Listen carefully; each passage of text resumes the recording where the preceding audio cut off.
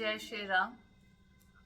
वेदांत ज्योतिष बाय नमिता में आप सभी का स्वागत है। और आज हम जिस चीज पर चर्चा करने जा रहे हैं वो विषय है राशियां, खाली घर। हम कैसे समझें कि कौन घर हमें क्या दे रहा है। तो आज एक बेहद आसान तरीका मैं आपको बताती हूँ। राशियों को समझने से पहले हमें उनके भाव को समझना चाहिए कि कौन राशि किस भाव में बैठकर हमें क्या दे रही है। उदाहरण के लिए अगर मैंने आपको पहले तत्व बताए हैं, मैं तत्व को जोड़कर आपको बताऊं कि तत्व क्या है।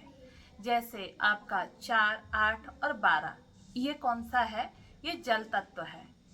अब अगर हम जल तत्व तीनों हैं, लेकिन तीनों के जल की बात करें तो तीनों का जल बिल्कुल अलग अलग है। तीनों राशियों का जल, हम जो सबसे पहले 4 की बात करें, जहां पर भी 4 नंबर है वो एक जल तत्व है।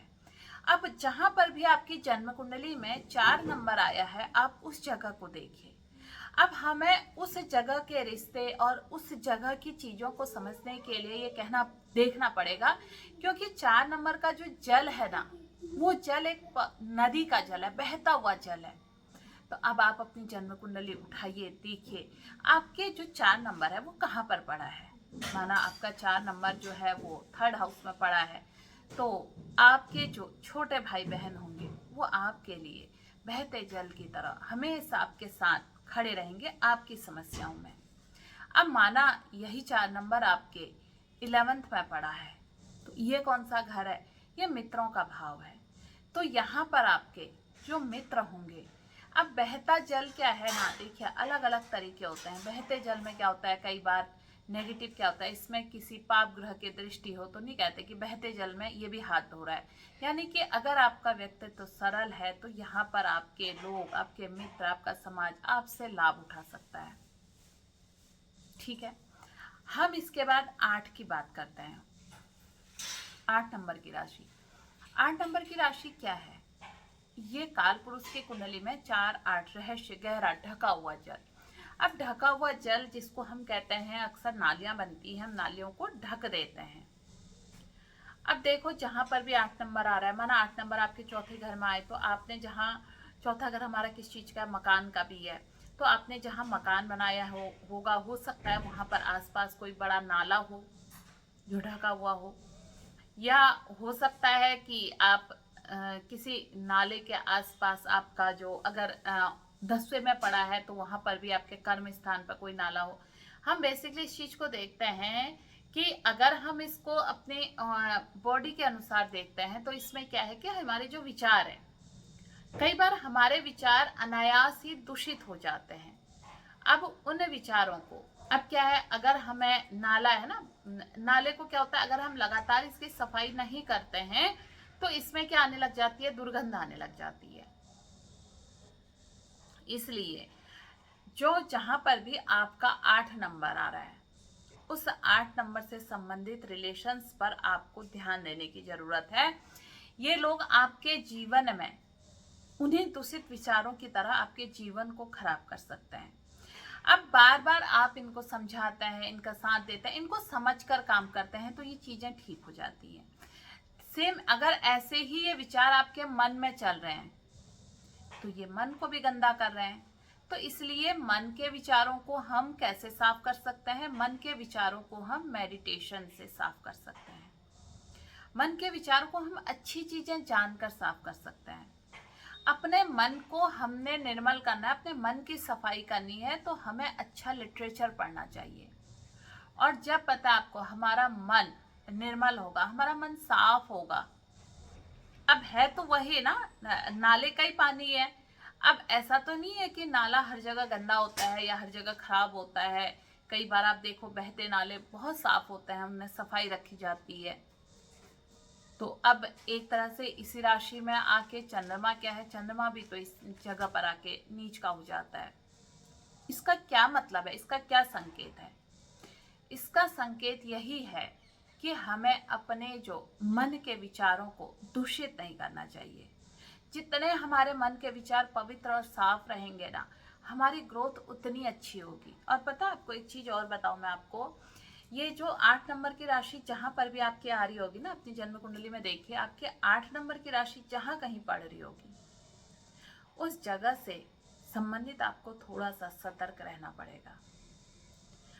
उन रिश्तों से, उस व्यवसाय से, उस कर्म से आपको थोड़ा सतर्क रहना पड़ेगा। वहां पर आपको ना अपनी चीजें ठीक करनी पड़ेंगी, उससे संबंधित आपके विचार आपको अच्छे रखने पड़ेंगे, क्योंकि वो तो नेगेटिव देने के लिए बैठा ही बैठा है। ठीक किसने करना है? ठीक उसको आपने करना है।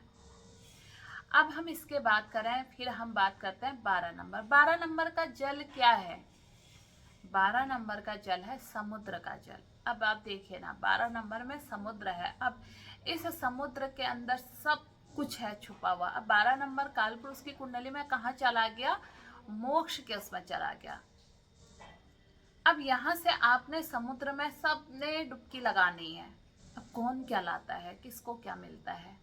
आप कहाँ गए? पहले जल बहा, चौथे नंबर में निर्मल रहा, उसके बाद वो जल नाले से होते हुए कहाँ पहुंच गया? समुद्र में पहुंच गया। अब यहाँ सब एक हो गए हैं।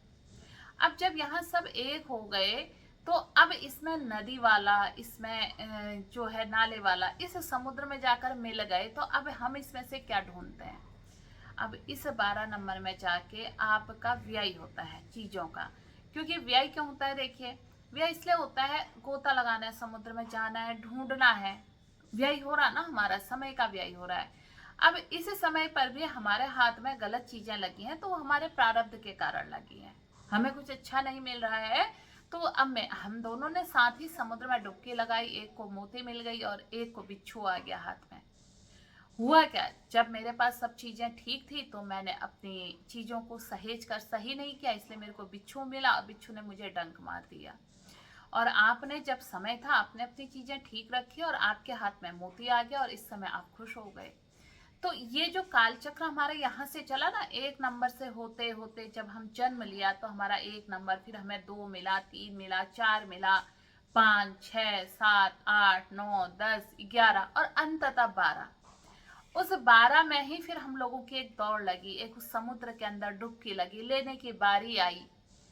सबने अपने अपने हिस्से का लिया, जो मिला है वही हमारा प्रारब्ध है। अब हमें ये सही मिले, क्योंकि समुद्र में गोता लगाने तो हमने अंततः जाना है, पहले नहीं जाना है, लास्ट में जाना है। तो जो मिला है उसको हम पहले से ही कैसे सही करें, ये ज्योतिष है। फिर यहाँ से ज्योतिष शुरू होता है कि आपको मिलना क्या है, ये तो आप तय करके आए हैं। क्या फिर हम इसको कुछ बदल सकते हैं? बिल्कुल बदल सकते हैं, हम मार्गदर्शन ले सकते हैं। एक अच्छा ज्योतिष वही है जो चीजों को सही करके दे। एक अच्छा ज्योतिष ये नहीं होता कि वो आपसे कहे कि बहुत सारी भव्य चीजें दिखाकर, आपका बहुत सारा भव्य चीजें बनाकर मैं आपको ये चीज करा दूंगा। आपको बेसिक उसका पार्ट 1, पार्ट 2, यानी कि नंबर 1, नंबर 2, उन ग्रहों के घरों पर काम करना पड़ेगा। काम क्या करना पड़ेगा? देखो, हर ग्रह का अपना एक रंग है, अपना एक हाउस, उसका हाउस है, उस हाउस का अपना एक रंग है। एक तरह से हर घर को एक एक कपड़ा दिया गया है, आप उन कपड़ों को पहनते हैं, अलग अलग जगह पर जाके पहनते हैं, हम उनको ठीक करते हैं। इससे उन ग्रहों के बल को मजबूती मिलती है और वो अपना वर्क बहुत अच्छे से कर देते हैं।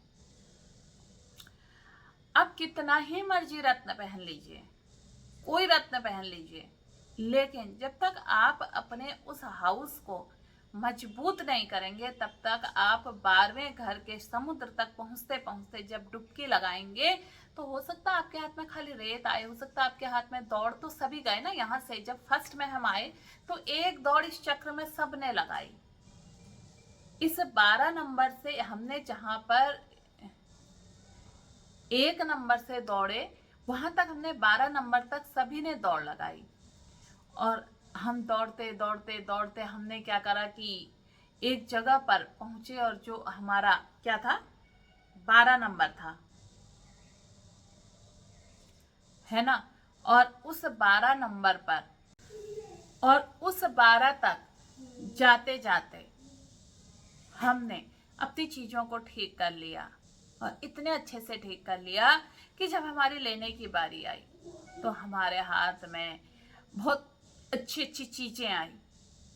यहाँ तक हमने जो नहीं आनी थी ठीक किया। बस यही मैं आपको समझाना चाह रही हूँ कि अगर हम अपनी चीज़ों को ठीक करके रखते हैं, अपने हाउस को ठीक करते हैं, तो हमारी सारी चीज़ें लास्ट में आते आते हमारी सारी चीज़ें ठीक हो जाती हैं। इसके लिए मैं बहुत बार आपको रेमेडी वगैरह बताते रहती हूँ। अगर आपको मेरा ये ज्योतिष का चैनल अच्छा लगा, आप इसमें कुछ मुझसे पूछना चाहते हैं, मेरा नंबर इसी में फ्लैश होता है। मेरा नंबर दिया गया है 9528508897। आप मुझसे संपर्क कर सकते हैं, पूछ सकते हैं, और कमेंट के माध्यम से आप मुझे लिखिए कि आपके कौन से घर में कौन सा नंबर बना हुआ है। फिर मैं आपको बताऊंगी कि आपको कैसे इनको ठीक करना है।